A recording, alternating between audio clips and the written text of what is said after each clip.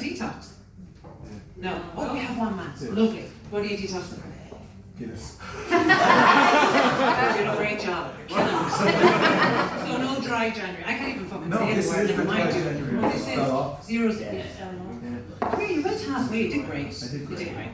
I think there's only two types of people that detox in January anyway.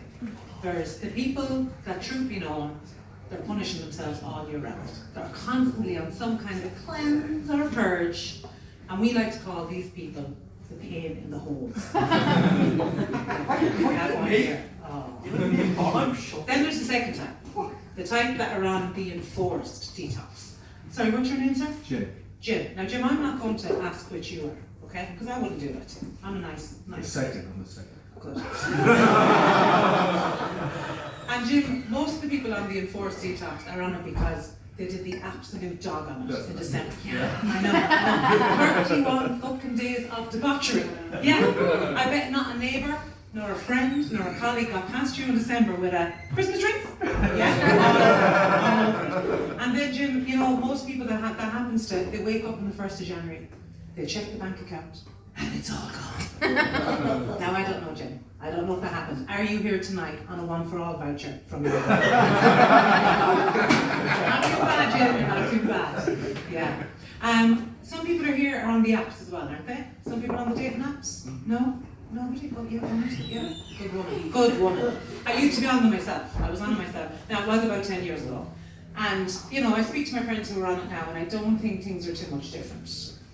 Except the dick pics weren't in HD back then. Yeah, they weren't. So they weren't as threatening looking, I don't think. I'm glad to hear you're not getting too many of them. I'm not sure what you're doing wrong, I'll talk to you after.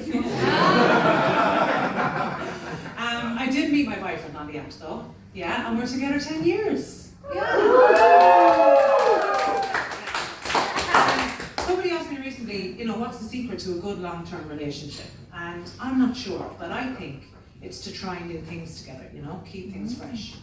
Now my boyfriend probably disagree because he likes a very routine life, and maybe that's why it works, you know, yin and yang, we drag him out to do things. I suggested one time we might go for a couples massage. Now he's also very typically an Irish male, in the sense that he has the emotional range of a turnip. So his reaction to me suggesting that some stranger, you know, would touch his body was for him to kind of start huffing and puffing. Oh, shut up. Nobody touching my fucking body. He blew the house down. Yeah, he did. I tried everything. I really wanted to do it, and I thought, you know, come on, I begged and I tried to make him feel guilty, but he was having none of it. So I responded in a very typical Irish female way, and I went ahead and booked it anyway. That's what we have to do. Otherwise, you're not going to get the house painted. She knows you won't get the house painted and it'll all be booked. Anyway, the day arrived and off he went, him skulking along behind me. And when we got there, I won't lie, I did have a pit of dread in my stomach when I realised it was above a Chinese takeaway. Thank you, Groupon. When we got to the top of that stairs, the sign outside really didn't help either, because it said, and I shit you not, no sexual favours under any circumstances. Yeah, not a good start. I tried to make light of it, you know, and I turned to him and I said, I bet you they've got some really good trauma stories, or else they're very good double bluffers. But he was having none of me, lads, none of it. And he just looked at me stony-faced and said, I better not be about to get my organs harvested. Yeah, he's great crack, he really is. But we went inside and it all seemed legit, you know, and our therapist for the day was a very pleasant female and an equally pleasant but half-sized male. I don't know why you think that's funny. My dad's his mum.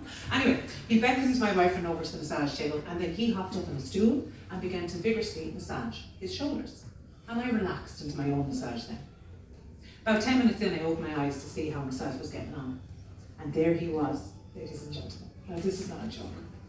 The two hands tight across the chest, like something from a Bram Stoker movie.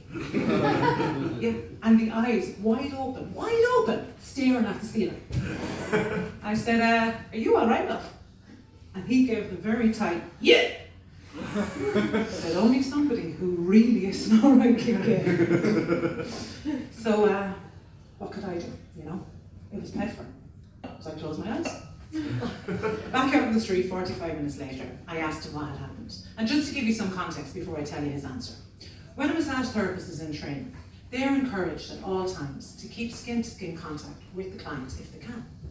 And so I assume that this guy thought, well, if I finish with the shoulders, get down off the stool, drag it over to the side, hop back up again, and begin again, it's going to break the whole thing.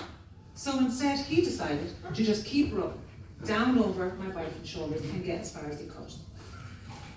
And that, ladies and gentlemen, resulted in what my boyfriend to this day refers to as the involuntary teabagging from my husband. Yeah, so massages are out, you know. And then one time I seen Electric Picnic and I thought, that's it, I'll book tickets. We will become festival couple. And I booked the tickets and presented them to him for his birthday.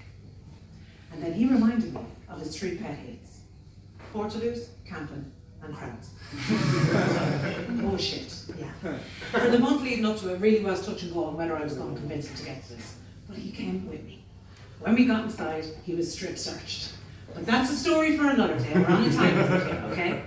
But that night, ladies and gentlemen, I watched him dancing in a marquee in his little wellies and I thought, I've done it, we're going to become a festival couple, it's going to be our whole personas. And I went to bed that night in our tent, snug and snug. But it didn't last too long. Because when I woke up the next morning, what met me across that tent is how I can only imagine the love child of the Blair Witch and Gollum.